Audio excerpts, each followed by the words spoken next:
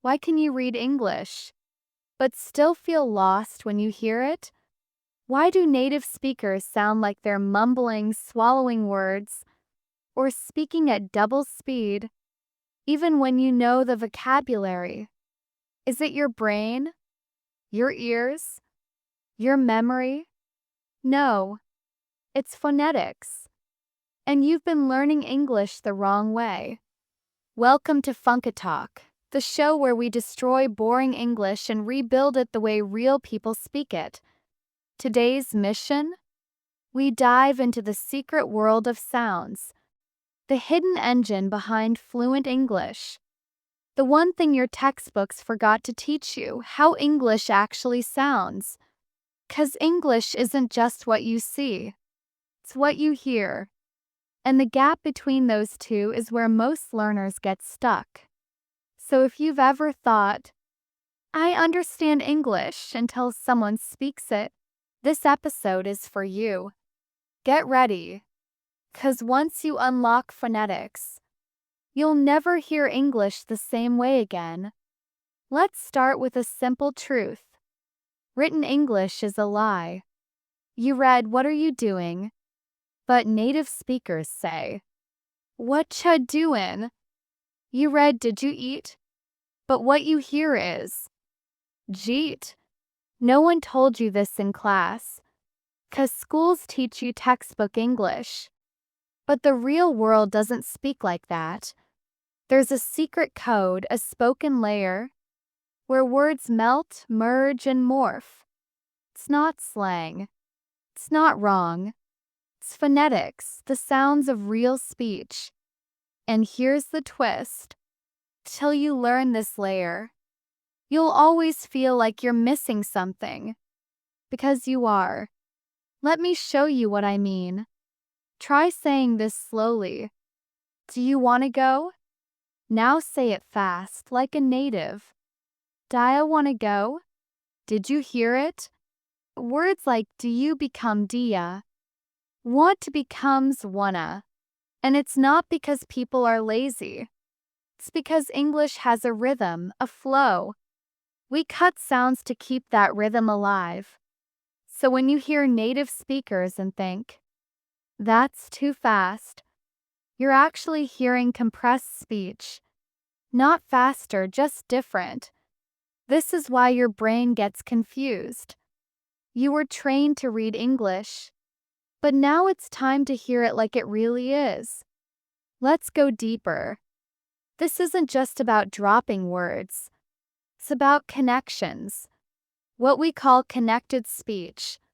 English is like music, and phonetics is the beat. Instead of saying, he is going to eat it, we say, he's gonna eat it. And even more natural, he's gonna eat it. Wait, what? Yes, eat it becomes eat it. The T from me and it gets swallowed. The sounds link. This is what makes English sound fluid. And when you master it, you'll stop translating. You'll start flowing. 'Cause understanding English is not about knowing every word. It's about feeling the sound. But here's the real kicker. You can train your ears. And you don't need special talent. You just need the right exercises. Step 1. Listen to real English, not textbook recordings. TV shows, podcasts, YouTube. Step 2. Shadow what you hear. Repeat after them.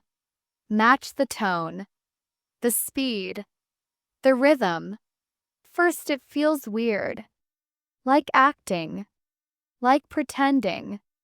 But soon it becomes natural. 'Cause you're not just repeating words. You're absorbing the music of the language. It's like learning to dance.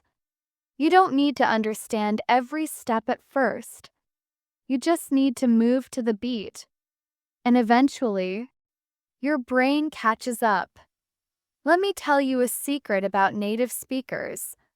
They don't think about grammar when they speak.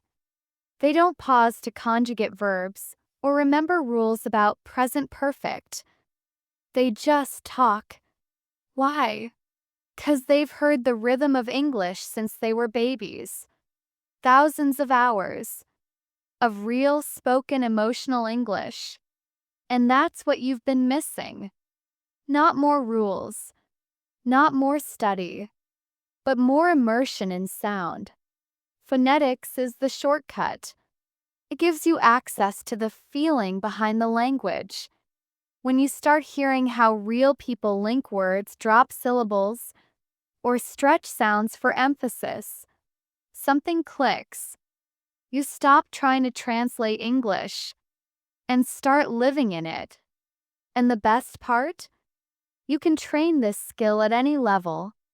Whether you're basic, intermediate, or advanced, your brain can adapt to the sound of English, but only if you train it the right way. Let's do a quick exercise together. Right here, right now. Say this sentence out loud. What do you mean? Nice and slow, right? Now say it the way real people do. What do you mean? Feel that? The do you becomes dia.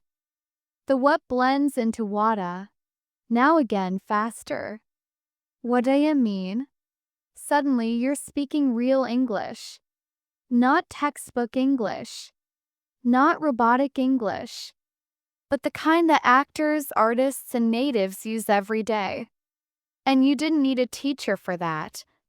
Just your ears. And repetition. This is how fluency begins. Not with memorizing rules, but with hearing, mimicking, and feeling the flow. 'Cause phonetics is not advanced. It's basic, primal, and it belongs to you. Now let's talk about confidence. Many learners are scared to speak because they think, what if I say it wrong? What if I sound stupid? But guess what? Every fluent speaker sounded awkward once. Every accent began as a struggle. Every voice was once silent. You don't get fluent by being perfect. You get fluent by getting dirty with the sounds. You mumble. You copy. You repeat. You sound weird for a while. And then suddenly you don't. Confidence is built in the mess, in the mouth, in the mistakes. So if you've been quiet, afraid to open your mouth, it's time to set your voice free. Peak messy. Peak fast. Peak wrong.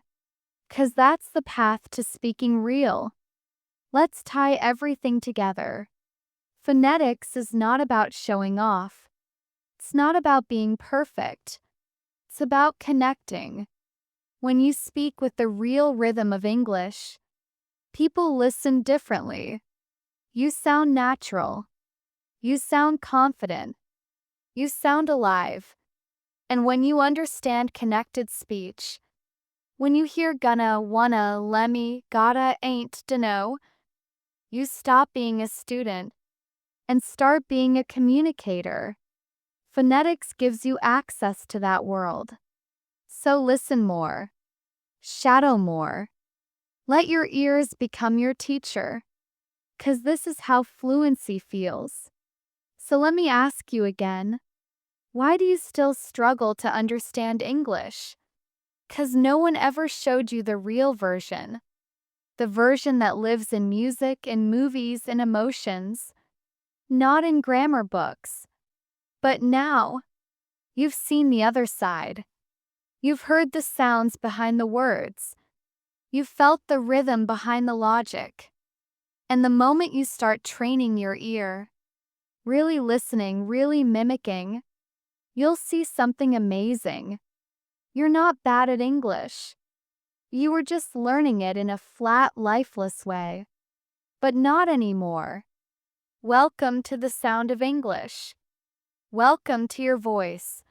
Welcome to Funkitalk.